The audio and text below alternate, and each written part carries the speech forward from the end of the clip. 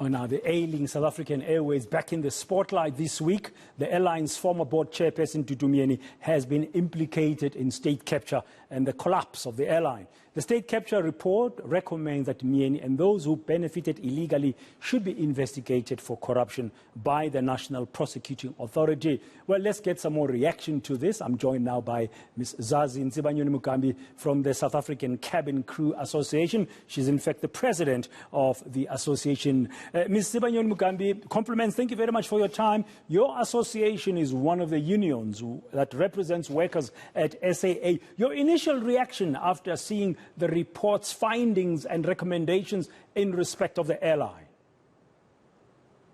Thank you very much, Dan, and Happy New Year to you too. I think we have walked a very long and painful road with South African Airways. And unfortunately for us, this report does not begin to peel through the layers of the systematic decay of SAA. And we had hoped to see more on the various forensic reports that have been released and actually get to the bottom of, what has actually led to the decay of SAA.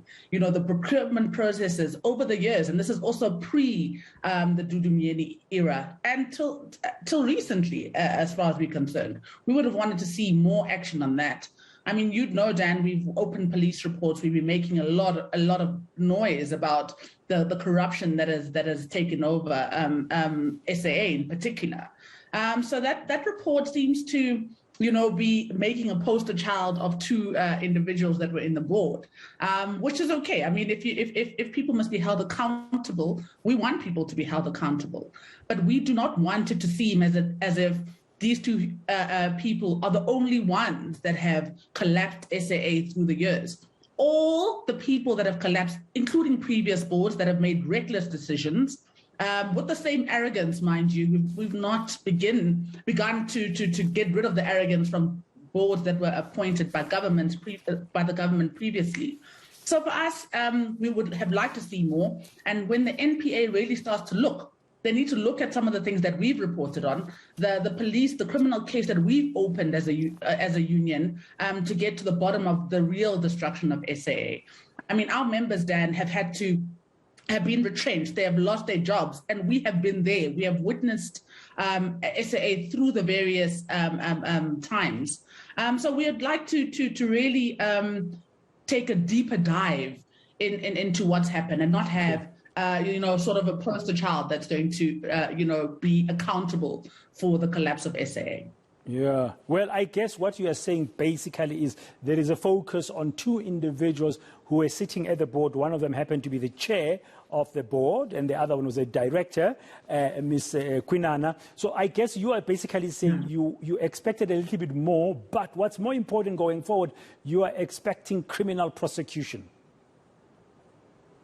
Yes, and I mean, look, of everyone that is guilty for the corruption that has taken place at SAA must be held accountable.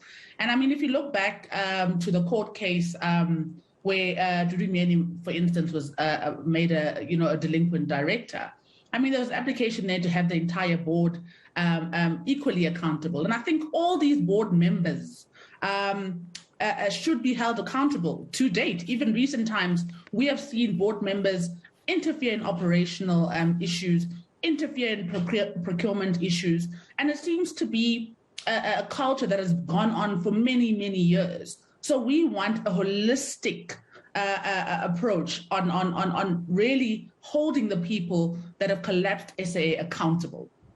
Yeah. But I mean, you say, although it doesn't go far enough in your view as a cabin crew association, do you welcome, though, the way it sort of slams or the top brass, let's call them that collectively, of SAA for criminal activity? Do you at least welcome that?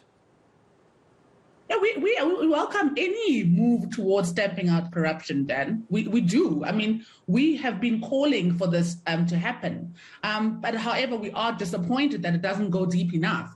And it would be wrong of us just to say, yes, we are very happy that, it points at some people.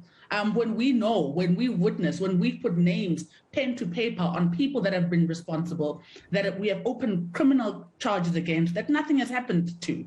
So we do welcome it, but we do not want, sort of it to end at this high level of certain individuals. It goes far deeper. And if we really want to root out corruption at SAA, the report hasn't even begun to touch on what has happened in terms of corrupt activities at SAA. Yeah, because, I mean, from what we've seen and what we've heard through your association, like just now, but also previously, is that corruption had become endemic at SAA to the point that it affected the very operations that ended up affecting some of your members who've lost their jobs. No, correct. And if you look at it, it's not just SAA. I mean, these two individuals are not responsible for the collapse of Mango. Who's accountable for that? With SA Express, who are those people? We want them held accountable. People have lost their jobs. Those people should be named and put out there, just like Dudu Myeni and Yaki Kunana have been done. You know, it needs to really look wider. We have seen it. Our members have suffered. Our members are jobless. They're out in the streets because of these decisions. So we're not interested in a high level sort of scoop of corruption at SAA, and we are welcoming the MPA to come get answers from us. We have it. Yeah. Now, in terms of that anti-corruption stance, what are your thoughts, while I have you, Zazi, on the call or the recommendation in the state capture report for the establishment of some charter and an independent agency, and also a new procurement process in terms of a charter for doing business with government and state-owned enterprises? Any thoughts? Well, I think. You know, as SACA, the trade union, we have had a very tough and terrible road with government and SOEs. So, I mean, all of the decisions that have been made through the years have been at the hands of this government. So we do not want another talk shop or, when you look at the PFMA, involve us. We have seen the implications of some of the issues of the PFMA that do not allow SOEs to compete, with our peers, for instance, ailing and people that are able to make quick decisions. However, we want it to be a process where we can get involved in. The unions for too long have been left on the outskirts where we have the information in order to help. So these committees and these charters that are put together, let us be involved. We have value to add, and we need to see a change in order to really get behind the systematic corruption we've seen at these SOEs.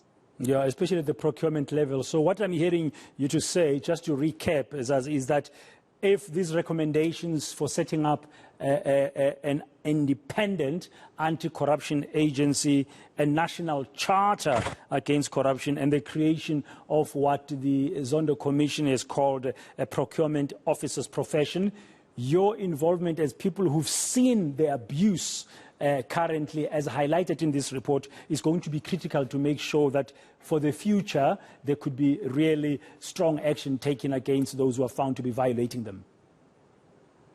No, absolutely. And I mean, we've seen, I can give you a recent example of during Vuyani Jagana's time where he had to make very swift decisions.